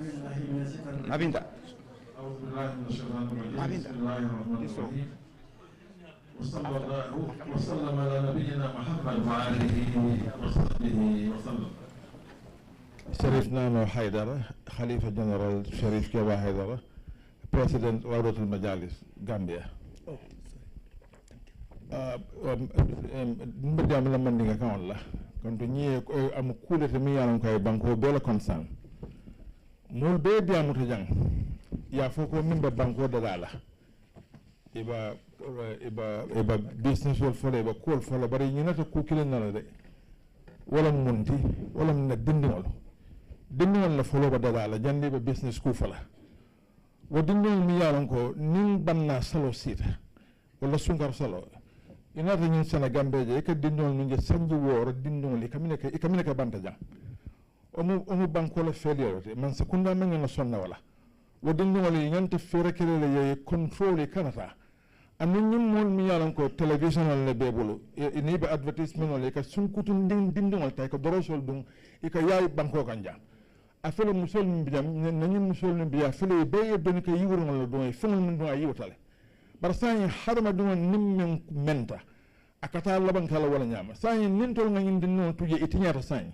ni la jamano na banko le batinya mota de la no kam te dalta wala ko kilente ku fula nyaaw fonko honorable minister mi kata Asan Jallote ako jang ako ariya fa alquran ko suratul rahman ako wal arda wadaha lil anam ala ko ay banko daga ay dunya daga dafi mo bele am modo fode sani ni wala mtonyati muni atin man sekunda ba sonna yirol kuntula yirol fele ba kuntukan dula be yirol ba kuntukan ñi dungal ñu ñaan ko sol wala be mbul berkama silo kan anin kembuye anin ñim bur futu la ñu sutol ko naje mol fele ñaalo wal kan man sekunda ma ngana sonna wala way dulal ñanta bulata jele tuje ñin ñam kolti mi yalon ko man sekunda ñanta mol ma ko la pour ñim kol kana kije anin ka mol ma ko dinna wala ko ñi fo fondin ke min diamo to jang min diamo to Supreme Islamic Council la ko la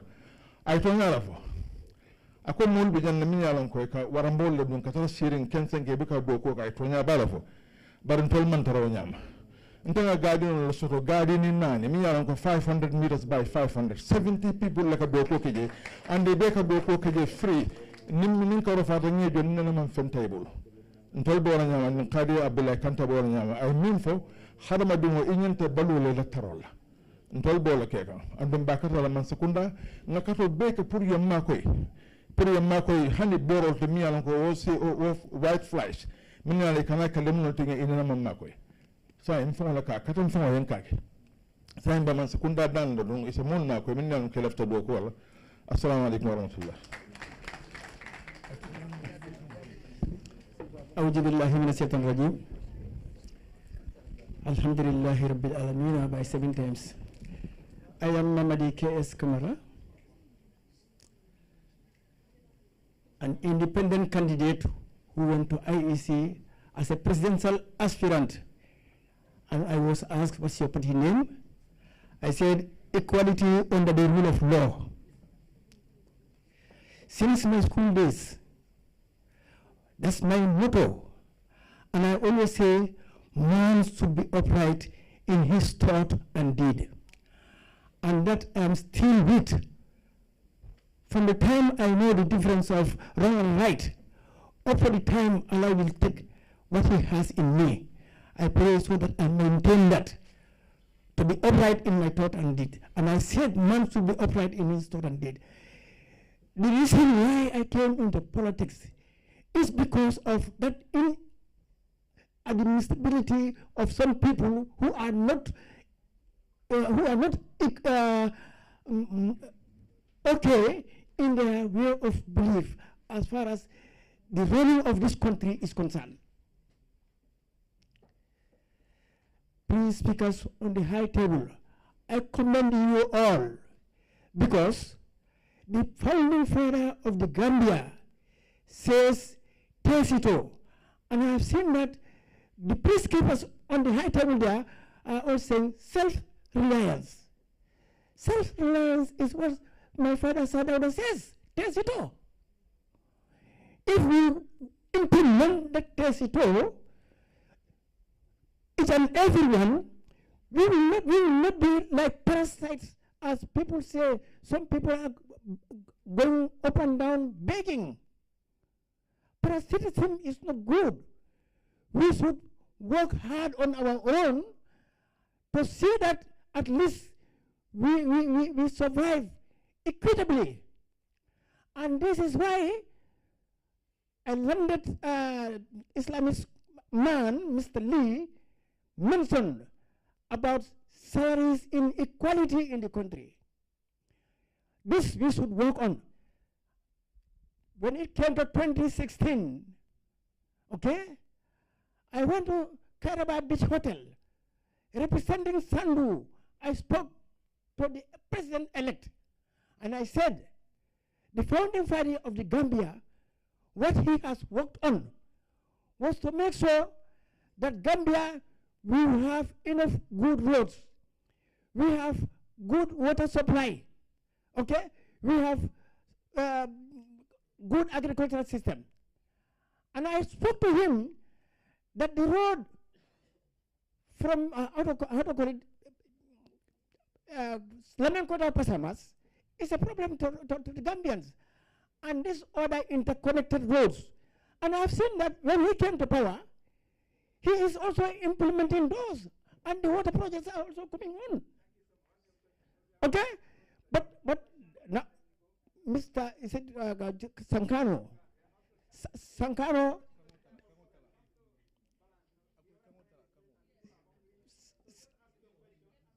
The questions are coming. It is true. It is true. This. My question is. Okay. I'm sorry. Once a teacher is always a teacher, and I always make sure. What I speak is according to the syllabus. And after the examination hall, my kids come to me and tell me, you are the only man who said all these questions at Krabelan on the late Kamabaji. May his soul rest in peace. My question now is to the high table. All that we want in this country, okay? Because they said people are saying this language, that language, that language. When I was going to school, I always speak English. I always speak English. My teachers were pushing me to speak English. Okay? And when I came into the service, 1972, Mahmoud Farah Mixed Farming Center, okay? That was the time I met Sadauda Kairaba Jawara. That was the day I met Sadauda Kairaba Jawara. The question now is, all that what we want is, let there be an equal measure as far as the earning is concerned in the country.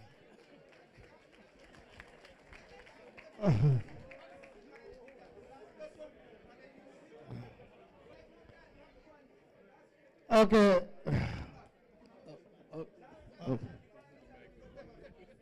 Okay, good afternoon. Okay.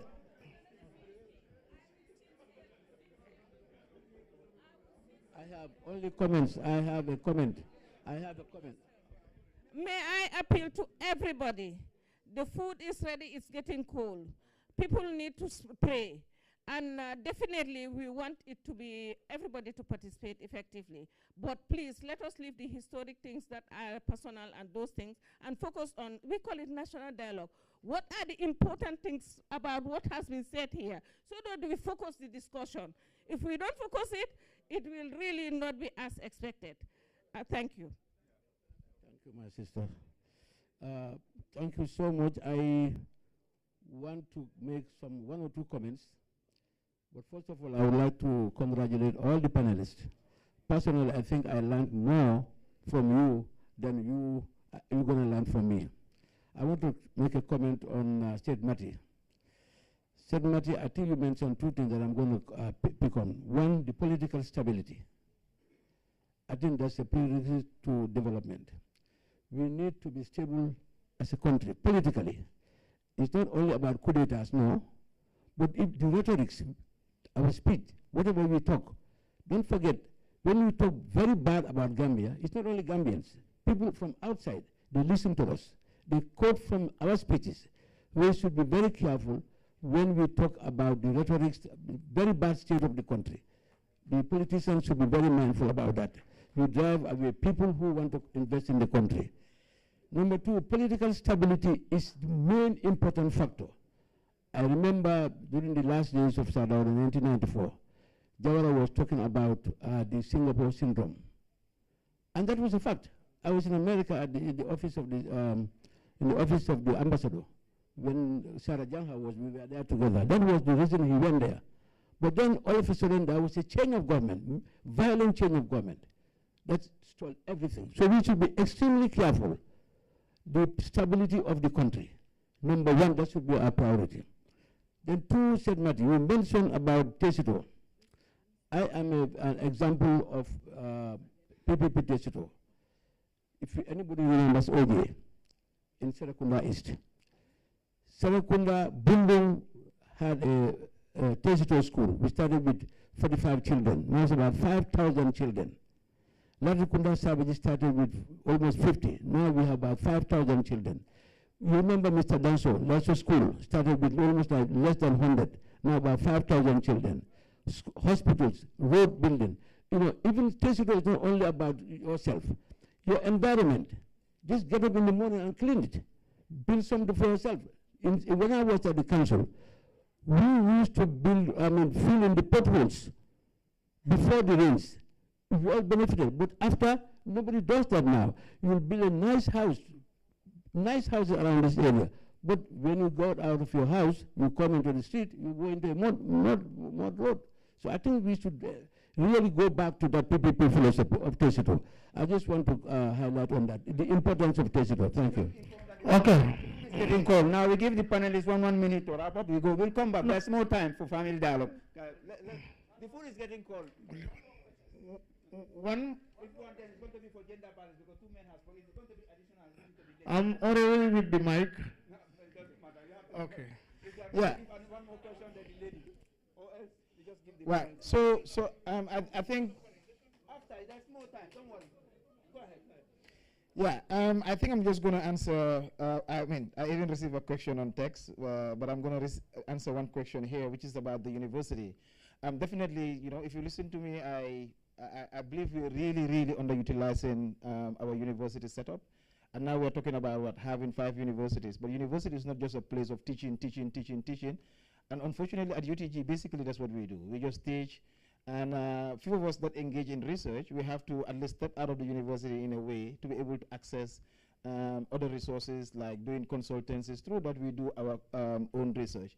But usually today, with even the center that I have, there are quite a lot of number of young people that want to engage in research, but those are not opportunities there. And I'm not talking about the social sciences. I'm talking about people with the knowledge in engineering. Today, our major issue is climate change. And how do why is it that we are not focusing on those realities? that we should. So for me, I think there is UTG and all these universities are heavily underfunded, and I think if we want to build a future, it is the education that we need to invest in. Today, most of us are sitting here because we had that opportunity. Today, we can compare the older generation and our generation in terms of the quality education. And I think Mr. Seka did mention about the issue of relevance. And I think that's where that's what basically we are missing. But how do we also move beyond, just this teaching, regurgitating? Professor Gomez will say we just regurgitate knowledge because we are not teaching the local knowledge. The thing that we're not talking about Mohammed Jazz and entrepreneurship. We are talking about how America did it, how these things. And for me, I mostly teach Gambian political courses. That's why I'm always with the politicians and fighting with them. But not much has been written about that.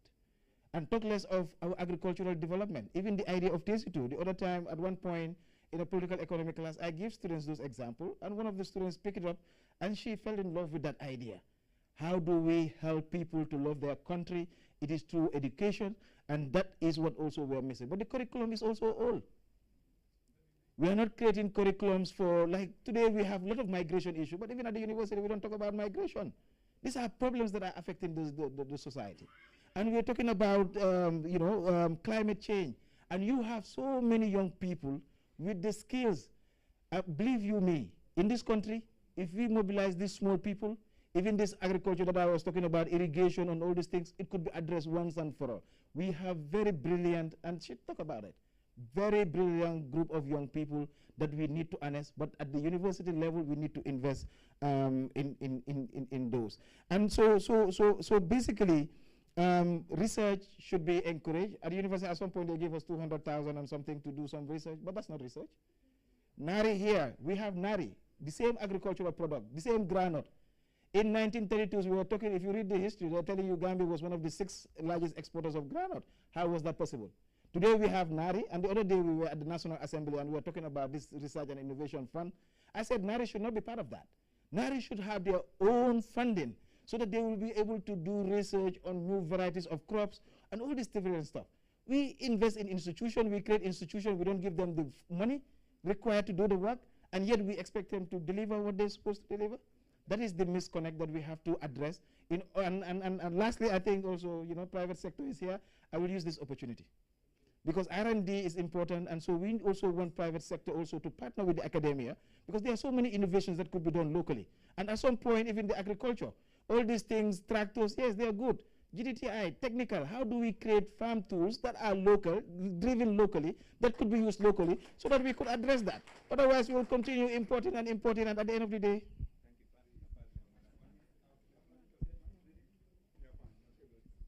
okay, maybe from where Said Martin left, which is agriculture, I think we have had instances where we've identified some skillful people who can innovate agricultural machinery.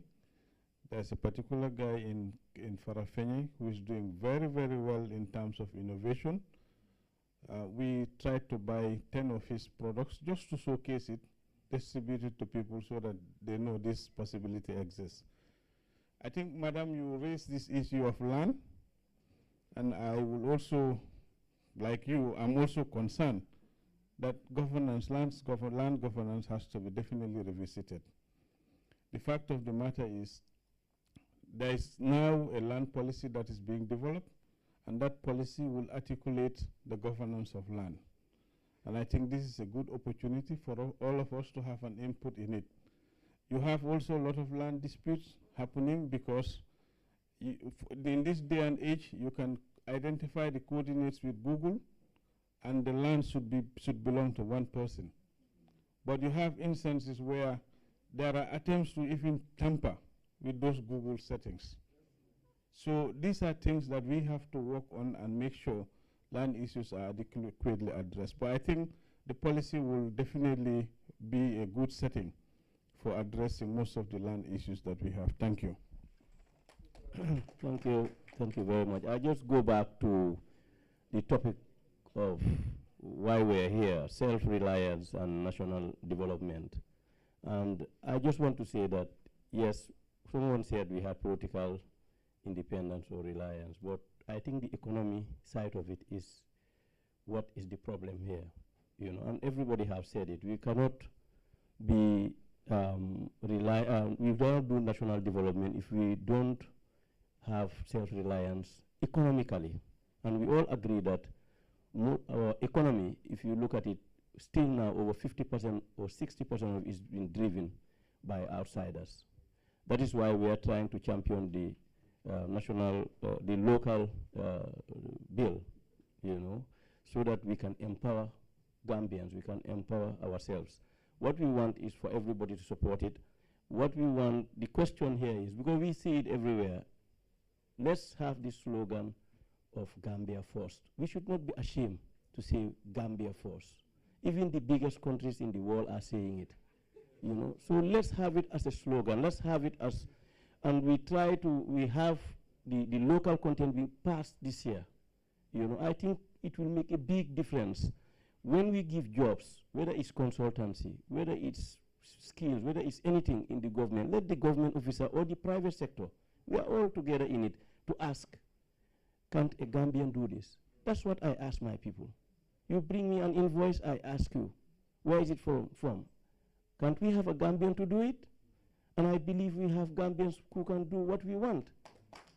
So if I was expecting somebody to ask me, how did you do all these things you've seen? We've tried to compress what we have done within 10 minutes. We've done much more. But it's based on two principles, and I think the young people should go back to those two principles. One is you have to have knowledge, relevant knowledge. If somebody has spoken about it, we need to inculcate relevant knowledge, education. Government has given education from primary level to secondary level free of charge. Nobody has the excuse of saying, I cannot send my daughter or my son to school. Let's have the children to go to school. You know, but the second thing, which is my worry, you know, I'm being in the private sector for 30-something years, is the value system. The value system has gone down, you know, and we are always blaming government. Let's look inwards in our homes. You pass your son and your daughter sitting outside. Outside, you go walk, you find him sitting there, drinking attire or chatting. And sometimes when you're even leaving, you will ask him, do you need anything? You know, and this is a problem. We need to change the value system. The value system has crumbled down. And I can tell you, no government, no institution, whether private or public, can go and can prosper without having strong value systems. And everybody knows that about the Q group. You can dress anyhow, you can talk anyhow, you can come to work anyhow. The value system has to be there. We always forget about that. And those value systems, we took them from our homes, from our religion. And it's very important that we go back to that. We are talking about a lot of things, but for us, for me, the main reason why I'm sitting here today with all these things I've done is only two things. My parents took me to school, and I was ready to learn, and then they gave me the right value systems. These two things, the government cannot give it to your children. They cannot give it to you. We keep on pointing our fingers to government. Let us stop that and point our fingers to ourselves. Thank you. Thank you. Thank you very much. I'm a bit motivated when you said PPP can be possible, because that is what is really not giving us the results that we want. The goals are very high. What we wanted to do is ambiguous, but sometimes we knock doors and it's difficult. So if land can be an issue, that if they see you doing something viable, they can give you land. That can be something that can help. I've applied for a land more than 8 years ago, paid for everything that was asked, sold me a different land around here, but nothing being given. I'm still renting, having 4 skill centers, renting all. Sustainability is not there. I've just renovated a school in Kotu, over $3 million. If I have my own land, I would have built it to that perfection and train more young people because they needed the skills training. So I believe government should come in, building these PPPs, give us the enabling environment that they give us, add more to it so that we can get more young people off the streets, train them, and then have a very, very vibrant Gambia, very stable Gambia. Economically, we can build the Gambia. with the young people. Thank you. Thank you. I will not make this one I will make it very short, inshallah. Just to borrow from the analogy of independence. When we talk about independence, our minds will go on a concept or a term they call patriotism, meaning loving your country. I think Gambia, we lack people that really love our country. For example, family level, if you really love your country, you should not allow kids from your family to go out that are going to become a sickness for the society. Because all these thieves, armed robbers, and everything, they come from our homes. And they said the family is the basic unit of the society. If the family is proper, the society will be proper. If the society is proper, the country will be right. So if you truly love your country, start your independent revolution from your own family, beginning with your own kids. Whether you are a parent or you are an elderly sibling, start the work there. And we also move on to the state level. The uncle was talking about cleanliness. You cannot claim that you love your country, cleaning your own house and throwing the rubbish outside. Or you are driving a car, having the tag, I love Gambia, inside, at the back of your car. When you drank a canned drink, you throw it outside. Who's going to pick it for you? And they complain rainy season when there's a flood. Who are the people who dump rubbish inside the gutters? They are Gambians. Who will sweep it for you? If you dump it there, I dump it there. If it rains, it's going to be a flood. And we are going to blame the quality of the roads, yes.